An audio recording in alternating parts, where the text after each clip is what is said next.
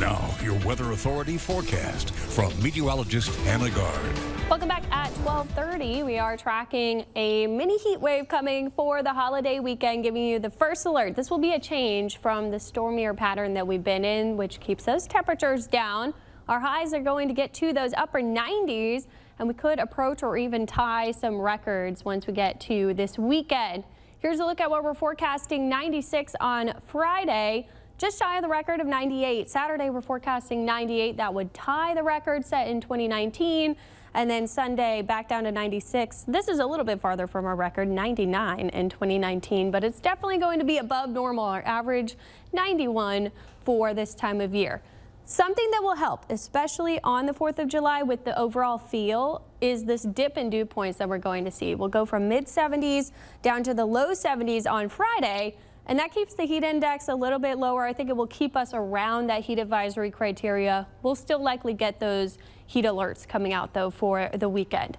Here's what's happening in the upper levels. It's going to contribute to the heat building. It's hard to make out the high pressure that's happening over here near Texas. We have a broad clockwise spin, but you can definitely see the upper level cutoff low that's happening over here off the coast of Florida.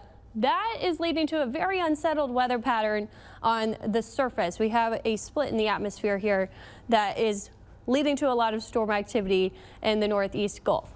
We do have a front that comes down. It pushes that upper level low over here to the east, and that's when the high pressure builds in. We'll see triple-digit temperatures in parts of the plains. Not for us, we're not quite there, but upper 90s, still feeling very hot. And that high pressure is what will bring us that heat wave. But with the upper level cutoff low sitting over Florida all the way through the week, it could lead to potential tropical development here. That's why the National Hurricane Center has outlined this area in yellow, has a 30% chance of tropical development over the next 7 days. We're already seeing a lot of unsettled weather. We have the storms offshore building in across northern Florida, and then we have some storms building in here inland in Mississippi and Alabama. And they all kind of have this spin to them on the side of that low. Broad low pressure trying to form. The only way we'll get a tropical system forming is if it doesn't happen right over the Florida Peninsula. That land interaction would keep any chances of development down.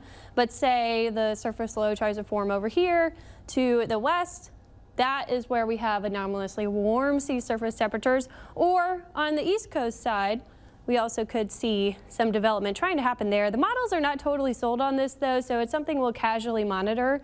The main impacts, regardless of tropical formation, are heavy rains. If you're traveling to the Big Bend region or down near Tampa for the 4th of July, we could see up to 5 inches of rain possible. So it will be a very stormy pattern through the week for those areas. For us, the storms will be today and tomorrow before that front comes down. It's pretty dry right now. We could see some coastal showers and storms popping up later in the afternoon, and then we'll see some storms trying to come down from the north late into tonight. So this is a little bit different timing as that front gets closer. And then it starts to move through tomorrow during the peak daytime heating hours. That's going to pop up some stronger storms. We've got to watch for lightning, gusty winds, heavy rain, and then it moves offshore by late tomorrow night.